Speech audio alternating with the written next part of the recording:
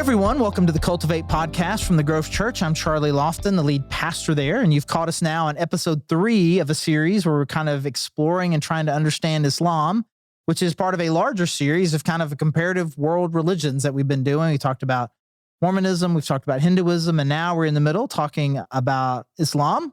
And I have my friend Peter here with us. Hey, Peter. Hey, Charlie. Welcome back. Thank you. I'm so glad you've been willing to spend all this time with us and just kind of getting to learn about who you are. At the first episode, we got to talk about who you are and your growing up and how God gave you a heart for people who are far from the gospel, and specifically Muslim people, and just kind of from your high school days, just kind of interacting with them. And it's been cool just to kind of hear that, not only that story, but then just your heart is just kind of coming out all over the place. You can just tell that you have a real love and passion for the Muslim people. And we spent some time in the last episode just kind of talking about the basics and where I feel like we ended up. And I think we kind of summed up the last episode this way, but I'll kind of get us back there again, that conceptually, God is very similar. One big creator, all-powerful God. We as his people created in his image. We're sinners that have been separated. And the Muslim answer is repentance, asking God for forgiveness and to strive to get back on the path. And really, from our perspective, from the way American Christians would talk about it, a very works-oriented salvation. I can achieve the path to reconnecting with God by simply really an act of will. I am choosing to be sorry. I'm choosing then to choose righteousness, as opposed to a grace-based through Jesus, where it's like, I need Jesus' sacrifice for me to even get to a point to where I could even pursue righteousness at all, that's a big difference. And as we're talking about the path, like the guy, I'm going to strive to get back on the path of righteousness, they would describe that through their 5 pillars. And anybody who took a comparative religions class in college or world history, where he talked about Islam, probably everybody's heard that phrase, even if they can't come up with, I think most people come up with 2. We could do a survey sometime. How many can you come up with? Maybe I can come up with 2. Right. But not many people come up with all 5. But you know who I know can come up with all 5? My man Peter. My man Peter's about to come. You're about to crush all 5 of them right here for us. So what are the 5 pillars of Islam? So these 5 pillars are considered the essentials, right? It's essential practices for Muslims, and it serves as a foundation for the Muslim faith. And the 5 pillars, they would be one, it's called a shahada. Okay. Shahada means faith. Okay, these are Arabic words. Yeah. Okay. So basically, it's a declaration of faith, or the shahada. What it really means is it involves bearing witness that there is no God but Allah. Okay. Right? And Muhammad is his messenger. Okay. And so this proclamation is central to Islam, and it signifies the acceptance of monotheism and the belief in Muhammad as the final prophet. The final prophet. So we talked about before that there was a string of prophets. Yes. Jesus was one, and then Yes. Muhammad. So that's it. That's it, yeah. There's no Muhammad 2.0 No. that's coming. This is it. This is the final And so prophet, in this profession, it says that, and Muhammad is his messenger. Jesus is referred to as a prophet. Is this a different word? Like Jesus is a prophet, but Muhammad is the messenger. Is that a different word, or is it really not? It's the same word, and it's really not that it's different. It's just, it's the final piece that makes him different. The messenger is only one. Okay. And that's Muhammad. All right. For Muslims. So they would never see Jesus as a messenger, but they would look at Jesus as a prophet. Okay. In Al-Quran. So I think most Americans with those English words probably would consider them the same. Yeah. What's the difference between a prophet and a messenger? A messenger is someone who brings the gospel, okay, to the people, and God's chosen one. Mm-hmm. And so they would never see Jesus as the chosen one. So a prophet will tell you some things that are true. I'm going to tell you some things. Yeah. And then a messenger tells you the thing. Yes. Okay, perfect. All right. So that's number one, the profession of faith. And What was it? Shahada? The first one is Shahada, Okay. which is faith. Okay. And the second would be Salah. The Salah means prayer. And it means ritual prayers performed 5 times a day.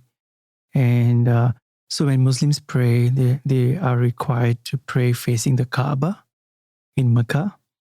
And these prayers involves specific physical movements and recitations of verses from the Quran. And so they would recite the Quranic verses and pray. And prayer serves as a means of spiritual connection, worship, and remembrance of God throughout the day. And that's why they pray 5 times a day. It's at specified time? Specified time, yeah. In the morning, I think it's 5 in the morning, and at 7 again, at 12, at afternoon, and in the evening again. Okay. Yeah. I'm not trying to be smart here, but whatever local time is. Whatever local time is, yes. Okay, so it's not everybody all over the world at the exact same time, right? It's just 5 Eastern time and then 5 Central time. So just the same basic times of day wherever you happen to be. Yes. Okay. And so you're saying there's a specific direction that you pray. I'm praying towards Mecca? Towards Mecca. Okay. So the Kaaba is basically a triangle shaped, like a huge mosque. Okay. And I don't think anyone has ever been in the Kaaba, but it's basically people are praying around the Kaaba.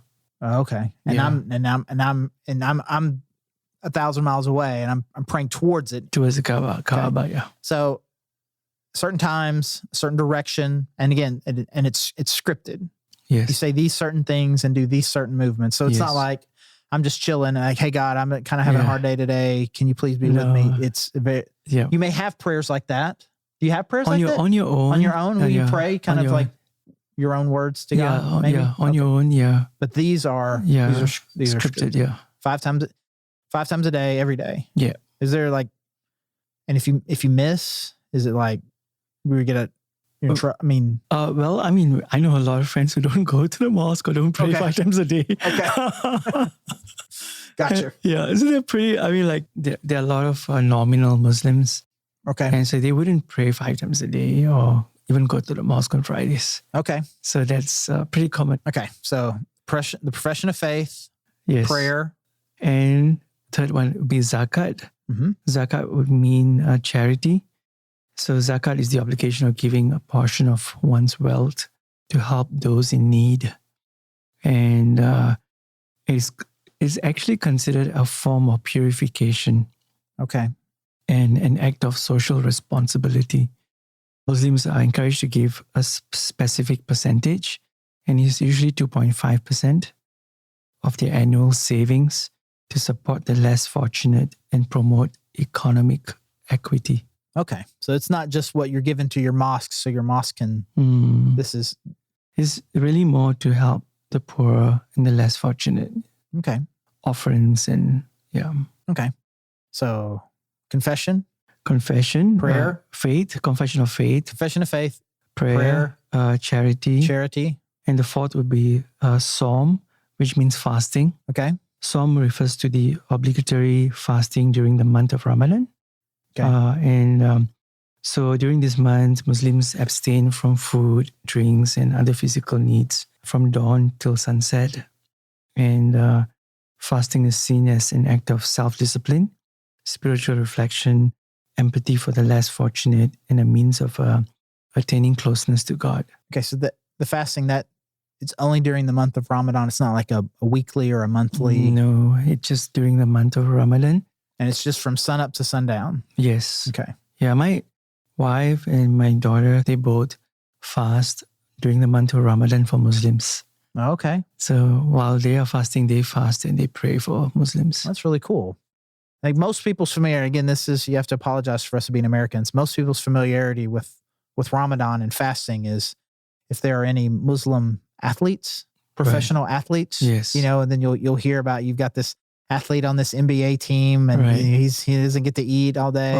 Is it going to affect his performance that night or whatever? Okay. So it's just, and is it a lunar calendar similar to, it seems to me like it's not always at the same time. It's the 9th month of the Islamic lunar calendar. Okay. Yeah. So that's why it would, on a solar calendar like what we have, why it would seem like it's at different times. Different times, So every year. Perfect. Yes. Perfect. All right. So that's 4. Number 5. 5 will be the Hajj. Okay. Which Hajj is actually the pilgrimage to the holy city of Mecca in Saudi Arabia.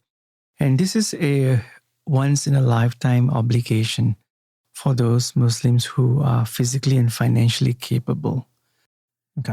So pilgrimage takes place during the Islamic month of Dhu al-Hijjah. Okay. And involves specific rituals and acts of worship at various locations, symbolizing unity and equality among Muslims. Okay. So it's not just, hey, at some point this year, some point before you die, you have to get there. And it can be like any time. Yep. You need to get there at some point in your life, but it needs to be during a specific time of the year. Yes. There's a time when we're all, if you're going to go this year, you're going to go during this time. Yes. Okay. Right. Yep. And so I'm guessing, I think most people know this. I mean, it's even become a word. Oh, that's the Mecca, right? People use that word in a metaphorical sense. So obviously Mecca is an important holy city. And so I want us to spend some time.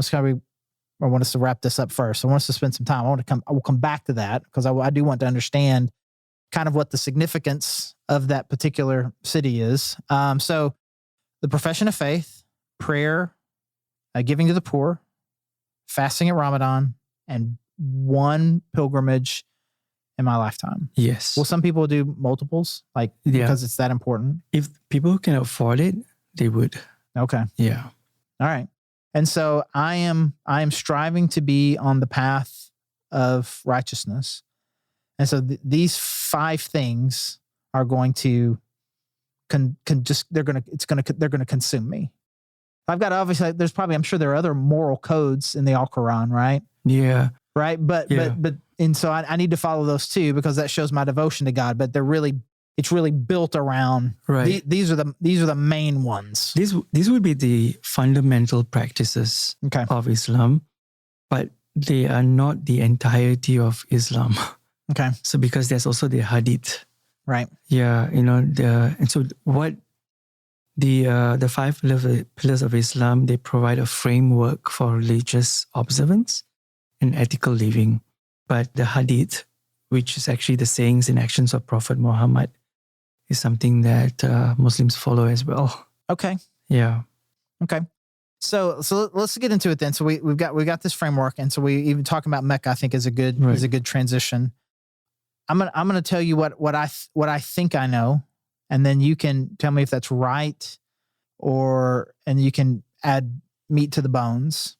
So the Prophet Muhammad, he was trying to figure out who God is, what was real, all these people saying all these different things. And then he has a revelation from God in a cave. Yes. And from an angel. Angel Gabriel. And is revealed this new path. Is that the basics? Yeah, you're right. I mean, Charlie, you're right. I mean, well, according to the Islamic tradition, Muhammad received revelations from God through Angel Gabriel, right? And which are then later compiled to the Al-Quran, the holy book of Islam. But his primary motivation was to convey the message of monotheism and establish a society based on justice, equality, and submission to the will of God. So what happened was Muhammad faced challenges and opposition from the society, the polytheistic society of Mecca, where he initially preached. And so where was he? Where was the cave? I cannot remember. Somewhere in the Middle East. Somewhere in the Middle East, yeah. I just don't probably know. Somewhere in modern Saudi Arabia. Probably, yeah. Okay. So first place he goes is what is now I guess it was called that then. The city of Mecca. It was called Mecca back then too. Probably, I guess so. It was, yeah. I did a little bit of reading myself coming up to this. So he goes there, preaching, and they're like, bro, get out of here. Yeah, correct. And so what happened was, yeah, bro, get out of here. Do you have that? Is that what you have written on your notes? Quote, bro, get out of here. Yeah, and then what happened was he gained followers who believed in him, and And then they migrated to a city of Medina. Okay. They moved there, and that's where he first established the Islamic State, the city of Medina. So Muhammad became the religious leader and a political leader, guiding the Muslim community and implementing social and legal reforms at that time. And then he spread the message of Islam through peaceful means and military engagements. A bit of both. Both, yeah, a little bit, defending the Muslim community against external threats. And after his death, the teachings of Muhammad and the revelations he received formed the basis of the Islamic theology, ethics, and jurisprudence. Okay. So Mecca then becomes the premier holy city because did they have some great? He established his base in Medina. Right. Did they have a great victory in Mecca? Yes. Okay. Correct. And yeah. So is there something? Is there something about that city, or that makes it particularly holy, or is it just connected to that? I think just because the Kaaba is there. Okay. And so I think this is the big triangle. The big triangle, yeah. And so I think I don't know a lot about the history, and okay. but I think because the Kaaba is there and it's in Saudi Arabia. Okay. So I guess that became the hub. Okay. Yeah. Okay. Yeah. Yeah.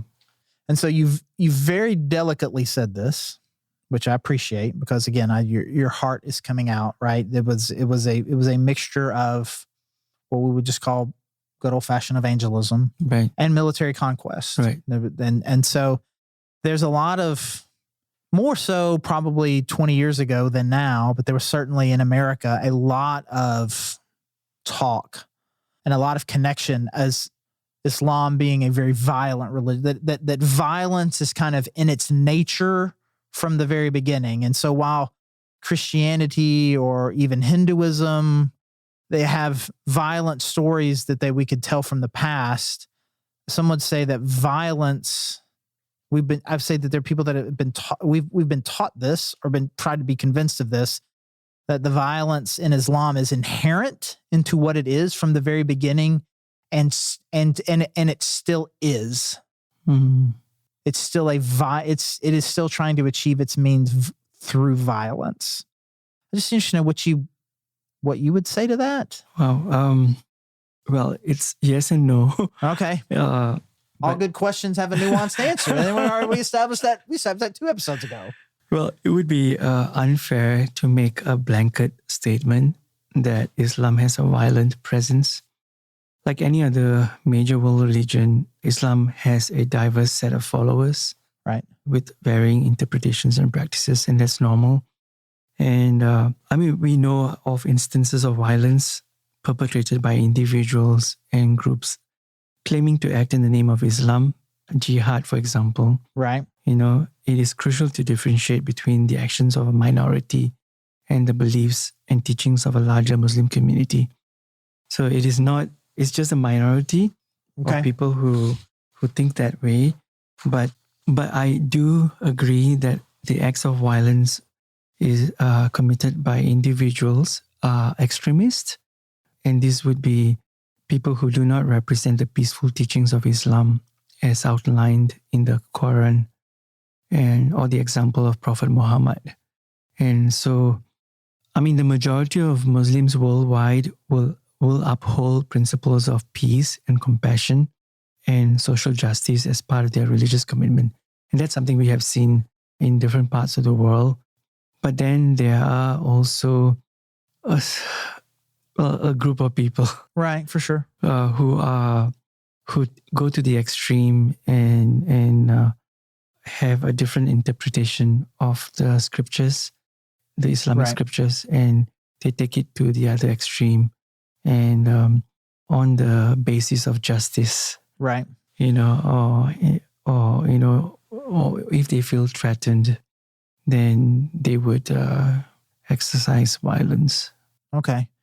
I think one of the things that, just even some stuff we talked about in the first episode, that, it's a Muslim majority country where it is illegal to convert. It is illegal to talk to a Muslim about possibly converting, and that level of control, I think, and then we hear about that, and you referred to that as a moderate Islamic State. Yes. And so then there are ones that are more intense than that. Yeah.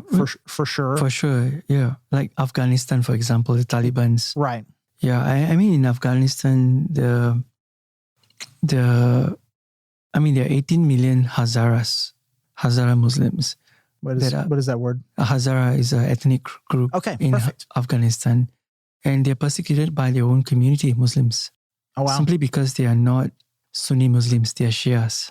See. So we got to come back to that, because I was gonna ask that, right? Because it does seem like that a lot of the conflict that seems to arise in the Middle East. I mean, there's obviously whatever beef they all have with Israel, which we won't talk about because I'm not interested in being that controversial in any podcast. Right. But it does seem like that there is conflict even between Muslim groups. Yes. And like the Iraq-Iran conflict lasted forever, and they'll say it's the Shias versus the Sunnis. Yes. And like we're sitting there, we're supposed to be, as Americans, watching news going, yeah.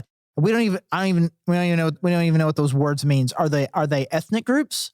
Are they belief systems? What is a Shia versus a Sunni, and why do they not like each other? Well, this is rooted back in history. Basically, it's a historical disagreement over the rightful successor to Prophet Muhammad. Okay. So those who followed Prophet Muhammad were Sunnis, and those who didn't became Shias. So Prophet Muhammad, he's established his Islamic State. Yeah. And if you follow him, then you're a Sunni. Okay. And who are the Shias? Shias are those who followed the other, I think his cousin. I think it was his cousin. Prophet Muhammad had a cousin, and they felt that his cousin should have been the successor to Prophet Muhammad. Okay. So was either going to be a son or this cousin? His cousin, I think. Okay. Yeah. And so there was some confusion there that who should have been the rightful successor to Prophet Muhammad when he died. Oh, wow. And so that division between the Sunnis and the Shias came about when Prophet Muhammad died. Okay. And Sunnis make majority of the Muslim population worldwide, 80 to 90%. Okay. So this is we're gonna end with this, and of course, we've got a whole lot more still on the table of good questions to talk about. But we've said so many things now that I think are important, because I asked Scott. You don't know Scott. Scott was the guy I was talking to when we were talking about Mormonism. Right. Okay. And in Mormonism, we have this. We have a guy who is looking for the right path, and an angel comes and visits him. And this angel comes and visits Joseph Smith, and through him reveals this divine text and establishes a new religious order that has a more of a works-based program versus a grace Jesus dying for our sins program. And even to the point, this is the thing that brought it up into my mind. Like, as soon as Joseph Smith died, some groups followed Brigham Young and other groups followed his son, and they split into two immediately. Right. The Reformed, right, Latter-day Saints, and there seems to be a lot of parallels between both of these. And even in Galatians, where Paul is talking about how an angel visited someone and they had a divine revelation, and were wanting to modify Christianity into something that is a lot more works oriented. Right. Have you ever made that connection before? And if so, like, what do you make of that? It just seems like that there is at least three really solid historical events where an angel visits someone and creates very similar sorts of belief systems. Wow. I think it's in the case of Islam, I would say there was just differences of opinion who should have taken Prophet Muhammad's place, Well, in this case, the people then believed that leadership should be based on Prophet Muhammad's bloodline. Right. and that his cousin and son-in-law, Ali, Right. was the rightful successor. So in Islam, I mean, in history, they maintain that leadership should have continued with Prophet's family through the line of imams, Okay. right? Who believed in religious authority. But I think the thing for me that I find most fascinating really is this idea of angels visiting people and creating these kind of, it just seems like that this has happened so many times. Some people are like, oh, did Joseph Smith make it up? Did the Prophet Muhammad make this up? Or did he have some sort of spiritual encounter with an angel who clearly is kind of in the business of like a false angel? Sure. That is in the business of making these sorts of things. People like, because people will ask that, and I'm not going to put you on the spot and make you necessarily answer this. Like, was Muhammad a deceiver, or was he deceived? Like this vision, did he really receive some sort of vision? Right. And this is what he genuinely believed, or is this just something that's like, hey, I want to start this new thing, and so I'm just going to make up this story? Yeah. Well, I would like to think he made up a story. Okay. But I'm pretty sure people are going to disagree with that. Right. But that's my personal opinion, Right. I mean, because the other alternative for me, it was like it was a deceptive angel. Like a deceptive angel, yes. A demon. Yes. So he didn't make it up. Yes. It happened, and he thought it was real, but it wasn't a messenger from God. Yeah. Yeah.